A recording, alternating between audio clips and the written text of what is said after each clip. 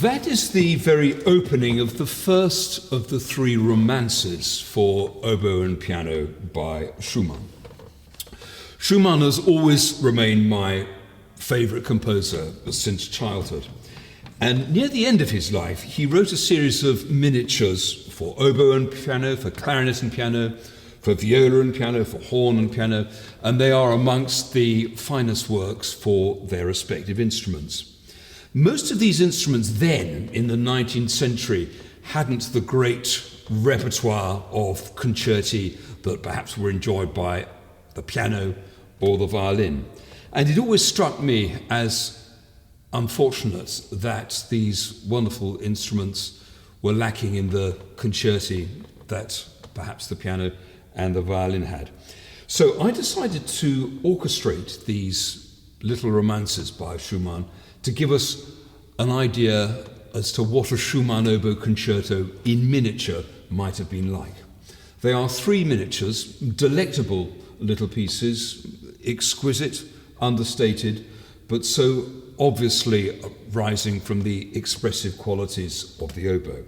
And I'm thrilled that this world premiere is going to be played by the magnificent oboist James Turnbull.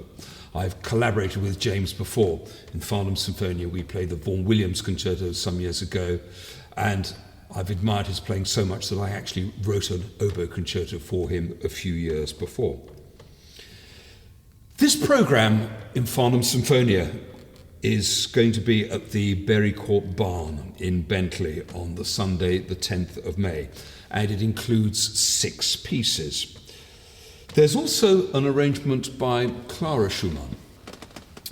About a year ago, I was invited to a concert at the Austrian embassy by the magnificent young violinist Clara-Sophia Wernig, and she was giving a recital which included the Clara Schumann 3 romances for violin and piano.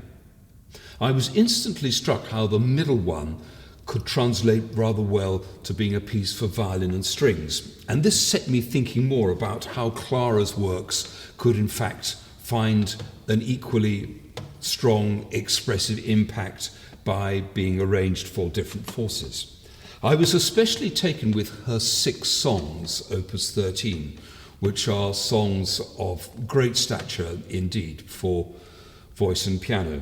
But it seemed to me that there was something about the piano writing which suggested larger forces.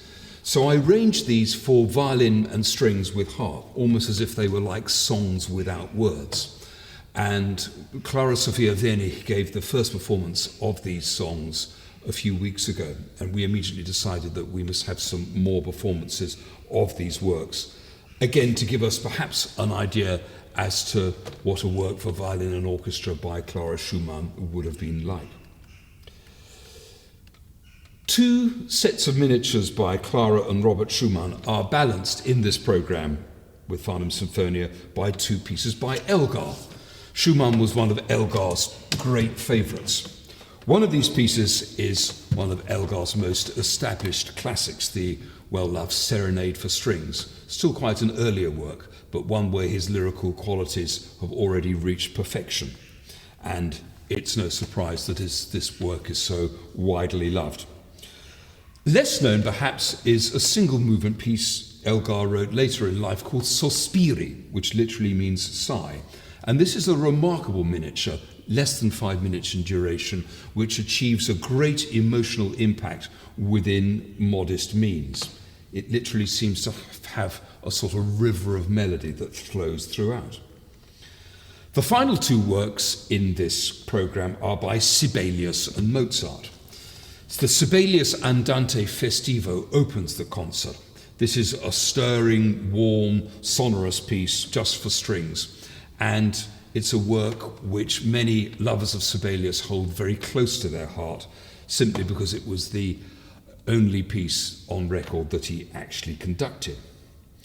Sibelius's favourite composer was Mozart, so we're also including a short piece by Mozart, the Adagio and Fugue in strings, which shows Mozart's great devotion to the world of Bach. But as so often, when one mighty mind is influenced by another, you get a tremendous fusion of ideas.